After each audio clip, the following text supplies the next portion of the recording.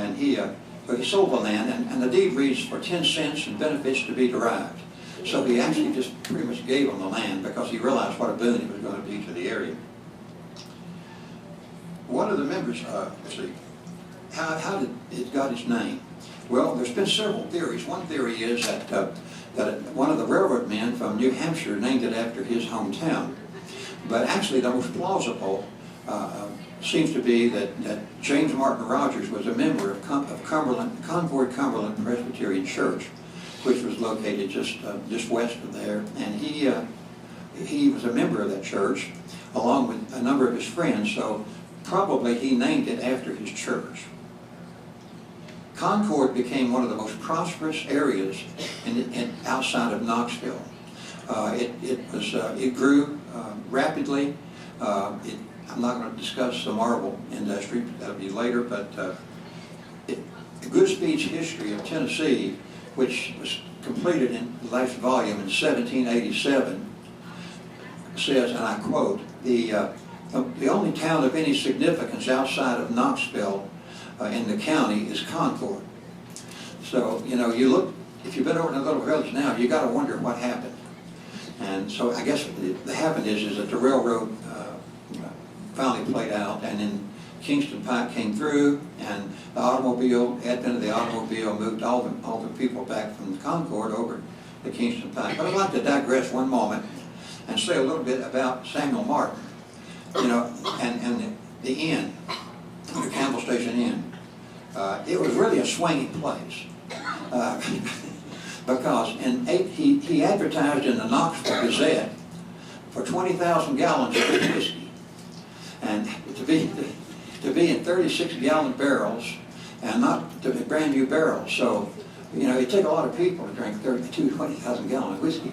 But you remember, at one time, 200 people a day were passing through Knoxville, heading west. And those people would have also stopped at Campbell Station. So, Campbell Station was really a very significant part of our time as people moved west.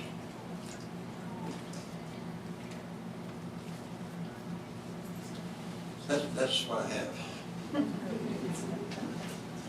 Oh, the picture you see on the board, that is a picture looking north on Olive Street, showing Concord about the turn of the 19th century. If you notice, there was no paved streets, and if you notice on the right, there was a plank walkway to get out of the mud to walk into some place there. And but today, if you stand down there, it looks completely different. And there, you know, it's just. But this was how it began in the early 1900s. Okay. Now let's talk about. By the way, if you don't know where Concord is, there it is. Let's talk a little bit about Callaway's Landing and the marble quarry. In 1856, there was a family by the name of Callaway, and they owned a big 300-acre river bottom farmland, and it was right on the river. And so, of course, the river boats would stop there and land, and that's where it got the name Callaway's Landing. Right here's where it is today. It's right here's where the roundabout is. And if you're sitting here on Concord Road and look right straight across at the roundabout, you don't look too long when you run over. Right here's the quarry. It's kind of on the water's edge there. And I'm just going to, because of time constraints, I'm just going to hit the highlights, but I would encourage you to Google Callaway's Landing. It's fascinating reading. For people who say there's no history in this area, I'll take you on. All right. Anyway, the farm, this is the big house, we call it the big house, and it was built around 1911. And it's still standing, just barely. But if you'll go down Concord Road there, you will see it. This is Shadrach Callaway and Mary Hendricks Callaway. His dad, James Callaway, left here. He had a farm in Bile Camp and moved to Missouri. but apparently Shade, as they call him, was homesick, and so he came back to Tennessee and bought this 300-acre farm, and he had a little bit of inside knowledge about the railroad was coming through, so that kind of helped him to decide where to build. Then along about 1863, right before the Battle of Camel Station, Callaway's Landing was occupied by the Union troops, and they appropriated all the wheat and the corn that was there. They lumbered the farm, took the fence post, but they pretty much left the family alone. The family have receipts where the Unionists did acknowledge that they owed them for the property, for what they've taken, but they never received payment. I think because the Callaways were for the Confederate side. And then it passed on down to his son, James Callaway, and for a while after the war, the farm was just sharecropped, and then Mr. Callaway, James, got together with his son-in-law, Ben Jones, and they decided that they would lease out the Concord Marble Quarry. And of course, because of the water traffic, that was very beneficial for the little town of Concord. And they, as I understand, they had 7 different kinds of marble there. One of them was the pink that's so widely looked after. And but the quarry closed in 1920s, in the early 1920s, and in 1939, along about the end of the Depression, the Tennessee Valley took part of it, about 50 acres, for the lake was there. And then shortly after that, the Knox County took part of the farm and ran a road right through it, which is Concord Road now. And then in the 1970s, there was quite a lengthy battle with First Utility District. And when all the dust was settled, they took about 10 acres. So all that's left is about 30 acres now. And, but like I say, I would encourage you to read more of that. The family, by the way, still owns the land and the houses. And they've talked about maybe perhaps putting a museum there. In November of 1863, Confederate General James Longstreet was detached from the Southern Army besieging Chattanooga and took a recapture of Knoxville. Longstreet was able to push General Ambrose Burnside's Union Army into Lenore's, now Lenore City, by November the 15th, with plans to attack from 2 directions on the morning of the 16th. Burnside, however, had other plans. He sent part of his army on trains up to Knoxville and left with 5 brigades on the night of the 15th and 16th. Colonel William Humphrey's brigade was the last to leave Lenore's, with the 17th Michigan acting as the rear guard. When Longstreet found out that Burnside had slipped away, he sent General Micah Jenkins' division to follow him. The road these 2 armies took led out what is now Martell Road, where it took a northeasterly direction. The road no longer exists, but it went on up and eventually came out at Bel Air Avenue, where the First Baptist Church is today. 3 companies of the 17th Michigan were left at the top of the hill, approximately where the Virtue Cemetery is today.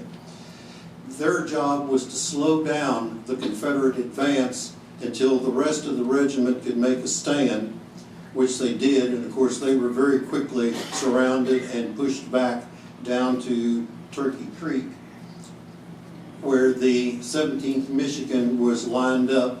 They joined them. Then there's Turkey Creek. It was on the banks of this creek that the 17th Michigan made the first stand. They particularly were fighting around the old Virtue Mill, which is shown there when it still existed. Unfortunately, the Vandals burned it down a few years ago, and all we have left is the foundation and the big wheel.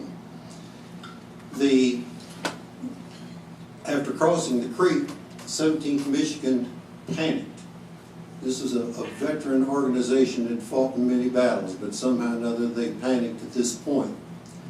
The regimental color bearer, Joseph Brandel, tried to rally the troops by waving the flag and shouting for the men to hold. He was shot in the side, then he was shot in the eye. He only retired after he was ordered to do so. Sergeant Frank Knight then took up the flag. He was almost instantly killed. Then at that point, this man, Frederick Swift, who was the acting major of the regiment that day, grabbed the flag and successfully held the troops, or the 17th Michigan, until the rest of the brigade could get situated on top of that hill and made a stand.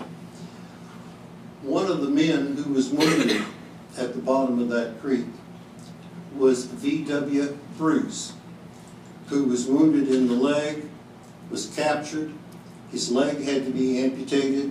His right leg had to be amputated. He was, by the Confederates who did it, he was taken in by Nancy Galbraith in her home, which stands still today near that place. He was nursed back to health. Finally, in December of 1863, the Federal troops came in under William Tecumseh Sherman, rescued him. He survived the war. This is his friend he met after the war with him, a fellow by the name of Frank Howe. Frank had lost his other leg in a battle in Virginia the next year, 1864. They became friends after the war and had this photograph with the title, I love this, "United we stand, divided we fall."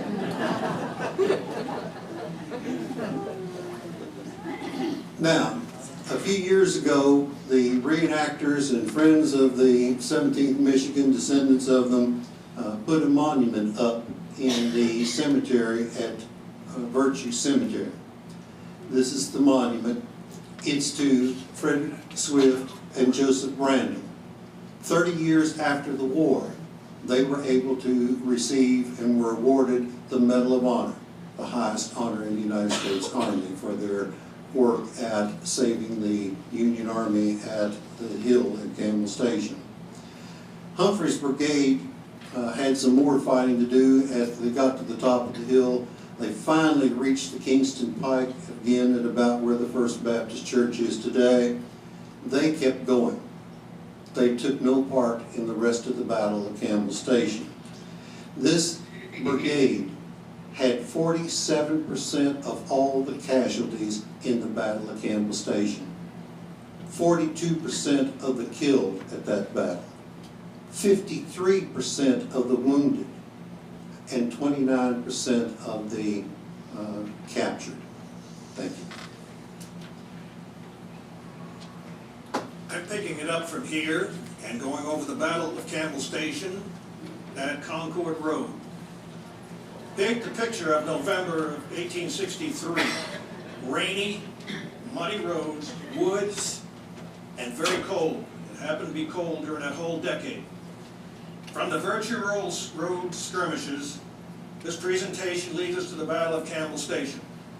On this cold, wet November the 16th, 1863, Longstreet's divisions of approximately 12,000 infantry and artillery continued the pursuit of Burnside to cut his force of approximately 5,000 men before they could reach Knoxville and escape the Concord area.